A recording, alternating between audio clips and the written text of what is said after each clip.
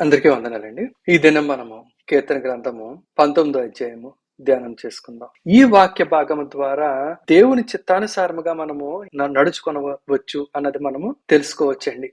పడిపోకుండా మన పరుగు ఎలాగ కొనసాగించవచ్చు, అంటే మన మార్గము మనము ఎలాగ సరళము చేసుకొనవచ్చు అన్నది మనం తెలుసుకోవచ్చు. పడిపోకుండా మన పరుగు కొనసాగించుట అన్నది ఎలాగా అని మనం చెప్పుకునేటప్పుడు దావీదు వేటిని ఎగ్జాంపుల్స్ గా తీసుకున్నాడు అన్నది మనము పరిశీలన చేయాల్సి ఉంది. ఇక్కడ మరి 1 నుండి 7వ వచనం వరకు మనము చూసినట్లయితే, మొదటి 6 వచనములు మనం చూసినట్లయితే, ఈ 6 వచనాల్లోని కూడా మరి సూర్యుని గురించి, అంతరిక్షం గురించి, భూమి గురించి, వాటి గురించి చెప్పుకుంటా వచ్చాడు. అంటే దావీదు యొక్క ఉద్దేశం ఏంటంటే వాటిని చూసి మనం తెలుసుకోవాలి. అవి ఎలాగ పడిపోకుండా ఉన్నాయి, అవి ఎలాగ నిత్యము ఏకరీతిగా ఉన్నాయి. ఏది కూడా సూర్యుడు ఒకసారి ఇక్కడ ఒకసారి అక్కడ ఉదయించడం మనం ఎప్పుడు చూడలేదే. అలాగే అంతరిక్షము కూడా మరి దాని నియమించిన నియమావళిని అది ఎంత మాత్రము తప్పకుండా అదే విధముగా మరి ఎలా నడుస్తుంది. మరి కాబట్టి మరి దేవుడు మనల్ని కూడా అలా నడిపించగలడు అని చెప్పి అన్న ఆలోచనతో, అన్న తలంపుతో, ఆ రకమైన ధ్యానముతో, ఆరాధనతో మరి ఈ వాక్య భాగము ఈ కీర్తన రాసినట్లుగా మనము గ్రహించవచ్చు. ఇక్కడ మొదటి వచనంలో చూసినట్లయితే ఆకాశము దేవుని మహిమను వివరించుచున్నవి. అంటే ఆకాశములో మరి ఇన్ని నక్షత్రాలు ఉన్నాయి, చంద్రుడు ఉన్నాడు, సూర్యుడు ఉన్నాడు, మరి ఇవంతా కూడా దేవుని మహిమను వివరిస్తుందంట. అంటే అవి ఎంత మాత్రము పడిపోకుండా, వాటి గతిని తప్పకుండా, వాటి స్థానము తప్పకుండా మరి ఎలాగైతే ఎల్లప్పుడూ నిలిచి ఉంటున్నాయో ఆయన మహిమను సూచిస్తుందంట. అంటే ఆయన అంత మహిమ గల దేవుడు. ఆయన నమ్ముకొని ఆయన మీద ఆధారపడి మనము కూడా చక్కగా మరి ఆకాశము ఎలాగైతే మంచి ఆర్గనైజ్డ్ గా ఉంటుందో అలాగ మనము కూడా మరి ఎల్లప్పుడూ ఏకరీతిగా ఆర్గనైజ్డ్ గా ఉండవచ్చు అని చెప్పి మరి దావీదు ఇక్కడ మనకి సూచిస్తున్నాడు. అంతరిక్షము ఆయన చేతి పనిని ప్రచురం చేయుచున్నది. అంటే ఆయన ఎంత గొప్పగా చక్కదిద్దగలడు, ఎంత గొప్పగా నిర్మించగలడు, ఎంత గొప్పగా స్థాపించగలడు అన్న ఆయన చేతి పనిని ప్రచురపరుస్తుందంట. పగటికి పగలు బోధ చేయుచున్నది, రాత్రికి రాత్రి జ్ఞానము తెలుపుచున్నది. వాటికి భాష లేదు, మాటలు లేవు, వాటి స్వరము వినబడదు, వాటి కొలనులు భూమి అందంతటా వ్యాపించి ఉన్నది, లోక దిగంతముల వరకు వాటి ప్రకటనలు బయలు వెళుచున్నవి. అంటే ఇంత బలంగా ప్రకటన చేస్తున్నాయి. ఎప్పటికీ కూడా ఎన్ని తరాల పాటు చూసినా కూడా అవి కదల్చకుండా అట్లాగే ఉంటున్నాయి. మనుషులు తరాలు మారిపోతున్నాయి కానీ అవి మాత్రము అలాగే ఉన్నాయి. అంటే బలమైన ప్రకటన చేస్తున్నాయని చెప్పి మరి దావీదు ఇక్కడ చెప్తున్నాడు. వాటిలో ఆయన సూర్యునికి గుడారము వేసెను, అతడు తన అంతఃపురలో నుండి బయలుదేరు పెండ్లి కుమారుని వలె ఉన్నాడు. సూర్యుడు పరుగెత్తనుల్లసించినట్లు తన పదమునందు పరుగెత్తనుల్లసించుచున్నాడు. ఇలాగేంటంటే మరి సూర్యుడు ఎలాగైతే ఉదయించడం అస్తమించడం అనే తన పరుగును ఎల్లప్పుడూ కూడా మరి ఎలాగైతే కొనసాగిస్తున్నాడో, మరి తన వేడికి ఏది కూడా దాగి ఉండకుండా ఎలాగైతే ప్రకాశిస్తున్నాడో, మరి అదే రీతిగా మనము కూడా ప్రతిరోజు ప్రకాశించవచ్చు. ప్రతిరోజు కూడా మరి మన పరుగును, మన ప్రయాణమును మరి మనము కొనసాగించవచ్చు. ఎడతెగక మనం కొనసాగించవచ్చు. పడిపోకుండా, బలహీన పడకుండా, ఎంత మాత్రము చెదిరిపోకుండా మనం కొనసాగించవచ్చని మరి దావీదు ఈ ఎగ్జాంపుల్స్ ద్వారా, వీటి ద్వారా మనకి తెలియజేస్తున్నాడు. ఆ రకంగా మనం పరిగెత్తాలంటే, ఆ రకంగా మనం ప్రకాశించాలంటే, ఆ రకంగా ఎల్లప్పుడూ నిలిచి ఉండాలంటే ఏమి చేయాలన్నది 7వ వచనం నుంచి దావీదు మనకి సూచిస్తున్నాడు. యెహోవా నియమించిన ధర్మశాస్త్రము యథార్థమైనది. యెహోవా నియమించిన ధర్మశాస్త్రము యథార్థమైనది. అంటే ధర్మశాస్త్రము ఆత్మానుసారమైనది అని చెప్పేసి అంటున్నాడు దావీదు. అంటే ధర్మశాస్త్రంలో అన్ని బలులు లేకపోతే పనిష్మెంట్స్ ఇయే కాదు, ధర్మశాస్త్రము ఆత్మానుసారమైనదని చెప్పి దావీదు చెప్తున్నాడు.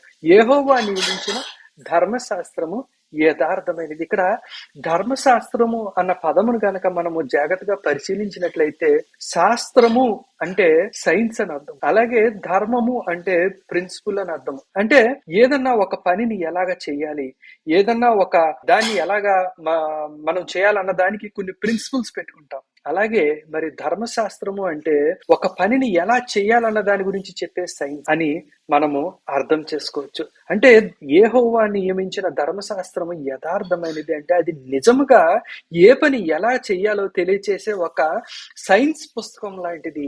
కాబట్టి దానిని అనుసరించి మనం చేసినప్పుడు మనం ఎంత మాత్రము తప్పిపోము, ఎలాగైతే మరి అంతరిక్షము, ఆకాశము, సూర్యుడు, చంద్రుడు, నక్షత్రాలు ఎలాగైతే నిలిచి ఉన్నారో, వాటి పరుగుని ఎలాగైతే అవి ప్రతిరోజు కొనసాగిస్తున్నాయో మనము కూడా అలాగే కొనసాగించాలంటే ఈ రకమైన ప్రిన్సిపల్స్ ను, ఈ రకమైన ధర్మములతో కూడిన శాస్త్రము అయిన ధర్మశాస్త్రమును మనము అనుసరించుట ద్వారా మన ఆత్మానుసారంగా, అంటే ధర్మశాస్త్రం యథార్థమైనదని చెప్తున్నాడు కాబట్టి ఆత్మానుసారంగా యథార్థముగా దానిని అనుసరించినట్లయితే మనము కూడా అలాగా పడిపోకుండా మన పరుగు కొనసాగిస్తామని సూచిస్తున్నాడు. అది ప్రాణమును తెప్పరిల్ల చేయను, అది ప్రాణమును తెప్పరిల్ల చేయను అంటే మనల్ని రివైవ్ చేస్తుంది, అంటే తిరిగి మనకు శక్తిని కలుగు చేస్తుంది. అంటే ధర్మశాస్త్రం మనం ఆలోచన చేసినప్పుడు, ధర్మశాస్త్రాన్ని మనము ధ్యానం చేసినప్పుడు, ధర్మశాస్త్రం మనము చదివినప్పుడు ఏం చేస్తుంది అంటే అది మనకి తిరిగి మన శక్తిని, సామర్థ్యమును మనకి నింపుతుంది. కాబట్టి ప్రతిరోజు సూర్యుడు ఎలాగైతే ప్రకాశిస్తున్నాడో, ఎలాగైతే పరిగెడుతున్నాడో అలాగే మనము పరిగెట్టాలంటే మరి మనకి ఈ రకమైన రిఫ్రెష్మెంట్, ఈ రకమైన రివైవింగ్, ఈ రకమైన తెప్పరిల్ల చేయబడే మరి అనుభవము మనకి చాలా అవసరము. యెహోవా శాసనము నమ్మదగినది, అది బుద్ధిహీనులకు జ్ఞానము పుట్టించును.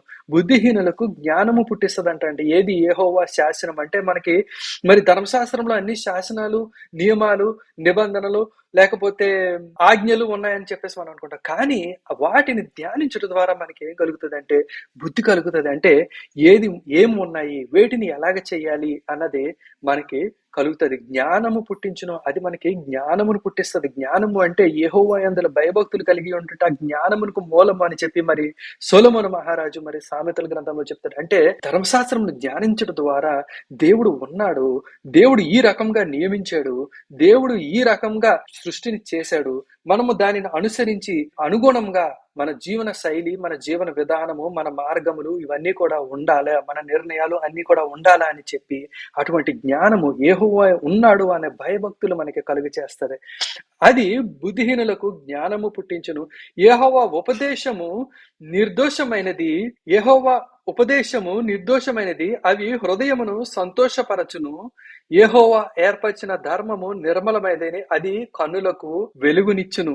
యెహోవా ఉపదేశము నిర్దోషమైనది అంటే దేవుడు ఏదన్నా ఒకటి చెప్పాడంటే అందులో ఎంత మాత్రమో దోషం ఉండదు. అంటే ఆయన స్వరము వినేవారం అయితే, ఆయన దగ్గర నుంచి మనము మరి ఆయన కౌన్సిల్ ని, ఆయన సలహాను, ఆయన సూచనను మనం తీసుకునే వారం అయితే అందులో ఎంత మాత్రమో దోషం ఉండదు. మనము ఖచ్చితంగా చేయాల్సిన విధం ఏదో మనకి తెలియచేసి మనం నడిపిస్తారని చెప్తున్నాడు. అవి హృదయమును సంతోషపరచను అంటే దేవుడి దగ్గర నుంచి మనం ఏదన్నా విని ఈ పని ఎలా చేయాలని తెలుసుకున్నప్పుడు మనకి సంపూర్ణ సంతోషం కలుగుతుంది. ఎందుకంటే దేవుడి దగ్గర నుంచి వచ్చే సమాధానములో గ్యాప్ అనేది ఉండదు, ఎక్కడా కూడా చీకటి అనేది ఉండదు, సంపూర్ణముగా తెలియచేస్తాడు. పరిపూర్ణమైన నాలెడ్జ్, జ్ఞానమును లేకపోతే పరిపూర్ణముగా మనకి తెలియచేస్తాడు. కాబట్టి అందులో ఎంత మాత్రము వెలితి ఉండదు, ఎంత మాత్రము దోషం ఉండదు. కాబట్టి మనకి సంతోషం కలుగుతుంది దాని పరిపూర్ణత బట్టి. యెహోవా ఏర్పరిచిన ధర్మము నిర్మలమైనది, అది కన్నులకు వెలుగునిచ్చును అంటే మనకి మార్గమును చూపిస్తుంది,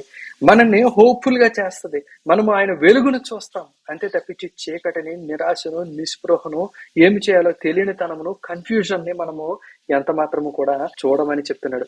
యెహోవా యందైన భయము పవిత్రమైనది, అది నిత్యము నిలుచును. యెహోవా న్యాయ విధులు సత్యమైనవి, అవి కేవలము న్యాయమైనవి. యెహోవా యందైన భయము పవిత్రమైనది అంటే పవిత్రమైనది, అది ఎప్పుడూ కూడా ఎలాంటి దోషము లేనిదే ప్యూర్ గా ఉంటదని. పవిత్రమైనది అంటే ప్యూర్ గా ఉంటదని చెప్పేసి, అంటే మనకి ఎలాంటి ఇంప్యూరిటీ రాకుండా, అంటే యెహోవా యందైన భయం, ఆయన యందు భయభక్తులు కలిగి ఉంటే, అంటే ఆయన సన్నిధిలో నివసించేవారం అంటే ఆయన ఉన్నాడు, ఆయన చూస్తున్నాడు అన్న గ్రహింపు కలిగి ఉన్నవారం అయితే అది పవిత్రమైనది అంటున్నాడు. అంటే అది మనల్ని పవిత్రంగా ఉంచుతుంది, ఎలాంటి అపవిత్ర మనకి అంటనివ్వదని చెప్తున్నాడు. అవి కేవలము యెహోవా న్యాయ విధులు సత్యమైనవి, అవి కేవలము న్యాయమైనవి. ఆయన న్యాయ విధులు అంటే ఆయన ఏది న్యాయమని చెప్తాడో, ఎవరికి న్యాయము జరిగించమని చెప్తాడో, ఎలాంటి న్యాయము జరిగించమని చెప్తాడో అది అసలైన న్యాయము అని చెప్పి దావీదు ఇక్కడ చెప్తున్నాడు. అవి బంగారు కంటెను విస్తారమైన మేని, బంగారు కంటెను కోరదగినవి, తేనె కంటెను జుంటి తేనె కంటెను మధురమైనవి. మరి మనకి రుచికరమైన తేనె కన్నా, లేకపోతే మనకి సంపాదన, లేకపోతే మనకి ఆస్తిని విస్తరించే బంగారము, వెండి వీటికన్నా కూడా మరి దేవుడి దగ్గర నుంచి పొందుకునే ఈ జ్ఞానము, ఈ ఆలోచన, ఈ మార్గము ఇవి చాలా గొప్పవి. ఎందుకంటే బంగారం మనకి మార్గము చూపించదు, వెండి మనకి ఆలోచన చెప్పదు, జుంటు తేనె మనకి వెలుగునివ్వదు. మంచి రుచినిస్తదేమో, కాసేపు ఎంజాయ్ చేయొచ్చేమో, బంగారం చూసి సరదా పడొచ్చేమో, సంతోషపడొచ్చేమో, కానీ అవి ఏవి కూడా మనకి నడిపించడానికి యోగ్యకరమైనవి కావు. వాటి వలన నీ సేవకుడు హెచ్చరిక నొందుచున్నాడు. అంటే ఆయన న్యాయ విధుల వలన, ఆయన ధర్మశాస్త్రము వలన, ఆయన శాసనముల వలన నీ సేవకుడు హెచ్చరిక నొందుతున్నాడంట. ఎలాగ సేవ చేయాలా, నీ ప్రజల్ని ఎలా పరిపాలన చేయాలా, ఏ రకమైన వాటిని నేను ఉంచాలా, ఏ రకమైన వాటిని నేను తృణీకరించాలా, దేనినితో ఏకీభవించాలా, దేనిని విసర్జించాలా అన్నది నీ సేవకునికి నువ్వు చెప్తున్నావని చెప్తున్నాడు. వాటిని గైకొనట వలన గొప్ప లాభము కలుగును. తన పొరపాటులు కనుగొనగలవాలి ఎవడు? నేను రహస్యముగా చేసిన తప్పులు క్షమించి నన్ను నిర్దోషినిగా తీర్చుము. తన పొరపాటులను కనుగొనగలవాడెవడు అంటే ఎవ్వరు కూడా తన పొరపాటులు వారు తెలుసుకొనలేరని చెప్పి మరి దావీదు ఇక్కడ చెప్తున్నాడు. అంటే మనం ఎవ్వరూ కూడా మన పొరపాట్లు మనం తెలుసుకోలేము. మన పొరపాట్లు మనం తెలుసుకోవాలంటే మనం దేవుడి మీద ఆధారపడాలి. ఆయన ధర్మశాస్త్రం మనము ఆధారంగా చేసుకోవాలి. ఆయన న్యాయ విధులను, ఆయన కట్టడలను, ఆయన శాసనములను వీటిని మనము ధ్యానించినప్పుడు మరి మన పాపము ఏంటి, మనలో ఉన్న లోపము ఏంటి అన్నది మనకు తెలుస్తుంది. తెలిసినప్పుడు మరి వాటిని మనము సరి చేసుకునే ప్రయత్నం చేయకుండా, అంటే ఒక పాడైంది తనంతట తానే ఎలా బాగు చేసుకోగలదు? కాబట్టి మనల్ని బాగు చేసుకునే బాధ్యత మనము తీసుకోకుండా మరి దావీదు ఏం చెప్పిందంటే, నేను రహస్యముగా చేసిన తప్పులు క్షమించి నన్ను నిర్దోషినిగా తీర్చమంటే నువ్వే నన్ను నిర్దోషినిగా తీర్చు, దోషము లేని వాడిగా చేయి, నన్ను నిర్దోషినిగా చేయి, అంటే నన్ను ప్యూరిఫై చేయి, నన్ను శుద్ధుడని చేయి అని చెప్పి దావీదు తను దేవుడికి అప్పచెప్పుకుంటున్నాడు. నా మటుకు నేనైతే నీ ధర్మశాస్త్రాన్ని ధ్యానం చేస్తాను, నీవైతే నన్ను శుద్ధి చేయని చెప్పి మరి దేవుడికి దావీదు తాను అప్పచెప్పుకుంటున్నాడు. దురభిమాన పాపములో పడకుండా నీ సేవకుని ఆపుము, వాటిని నన్ను ఏలనీయకము, అప్పుడు నేను యథార్థవంతుడనే అధిక ద్రోహము చేయకుండా నిందారహితుడనగుదును. దురభిమాన పాపములో పడకుండా అంటే ఇది ఇంగ్లీష్ బైబిల్ ఏమంటుంది అంటే ప్రెజంప్షియస్ సిన్ అని ఉంటుంది.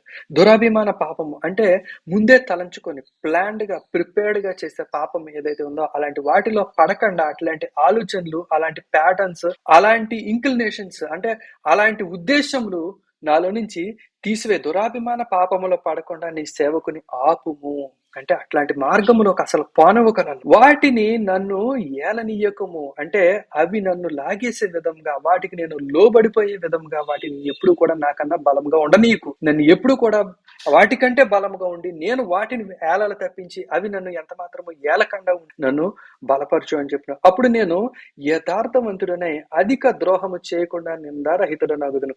యెహోవా నా ఆశ్రయ దుర్గమా అంటే ఇక్కడ దావీదు దేవుడి మీద ఆధారపడుతున్నాడు. ఎలాగా, దేనికోసం ఆధారపడుతున్నాడు? తన పరుగును నిత్యము కొనసాగించడానికి. మరి చంద్ర నక్షత్రములాగా, సూర్యునిలాగా, ఆకాశంలో ఉన్న రకరకాల గ్రహములు ఇవన్నిటిలాగా అవి ఎలాగైతే వాటి మార్గము తప్పిపోకుండా ఎలాగైతే ఉన్నాయో, సూర్యుడు ఎలాగైతే నిత్యము ఉదయిస్తూ అస్తమిస్తూ ఎలాగైతే దినమంతా ప్రకాశిస్తున్నాడు, అలాగా ఎడతెగక మన పరుగును కొనసాగించాలంటే యెహోవా నా ఆశ్రయ దుర్గమా అని చెప్పి దావీదు ఆశ్రయించినట్లుగా మనము కూడా దేవుడిని ఆశ్రయించాలి. ఆయన మనకు ఆశ్రయము, ఆయన మనకు దుర్గము అంటే మనల్ని కాపాడేవాడని. నా విమోచకుడా అంటే మనలో ఉన్న దోషమును తీసివేసేవాడు, మనకి విడుదల కలగచేసేవాడు, మనలో ఉన్న ఆ దోషమును తీసివేసి మనల్ని పరిపూర్ణునిగా చేసేవాడు. నా విమోచకుడా, నా నోటి మాటలను నా హృదయ ధ్యానమును నీ దృష్టికి అంగీకారముగా ఉండును గాక. అంటే నేను చేయడం కాదు, కానీ అసలు ఆలోచించినప్పుడే నా తలంపులే, నా హృదయ ధ్యానమే అంటే నా హృదయంలోను నా తలంపుల్లోనూ పుట్టే నా ఆలోచనలు, నా ధ్యానముల మీదే నీకు అధికారం ఇస్తున్నాను. వాటినే నీ ఆధీనంలో ఉంచుకో. అప్పుడు నా క్రియలు, నా చేతలు, నా మార్గాలు, నా నడవడిక అన్ని కూడా నీ చిత్తానుసారంగా ఉంటాయి, నీకు అంగీకారంగా ఉంటాయని చెప్పి దావీదు చెప్తున్నాడు. మరి ఈ విధముగా దేవుని యొక్క ధర్మశాస్త్రమును నిత్యము ధ్యానించటం ద్వారా, మరి దేవునికి మనము అప్పచెప్పుకొనటం ద్వారా ఎడతెగక మనము మన పరుగుని, మరి సూర్యుడు పరుగెత్తను ఉల్లసిస్తాడంట. తన ప్రకాశమునకు, తన వేడికి మరుగై ఉన్నది ఏదీ లేదని చెప్పేసి అంటున్నాడు. అలాగా మరి మనము కూడా ఎడతెగక పరిగెట్టాలంటే మనము అనుదినము కూడా ఆయన ధర్మశాస్త్రము ధ్యానించే వారంగా, దేవునికి మనం అప్పగించుకునే వారంగా, ఆయన ఆశ్రయమును ఎల్లప్పుడూ కోరే వారంగా మనము ఉండాలని చెప్పి మరి దీని ద్వారా మనం తెలుసుకొనవచ్చు. ఈ వాక్యము మీకు ఆశీర్వాదకరంగా ఉన్నదని నమ్ముచున్నాను. ఈ వీడియో మీకు నచ్చినట్లయితే లైక్ చేయండి, షేర్ చేయండి, సబ్స్క్రైబ్ చేయండి. దేవుడు మిమ్మల్ని ఆశీర్వదించును గాక. ఆమేన్.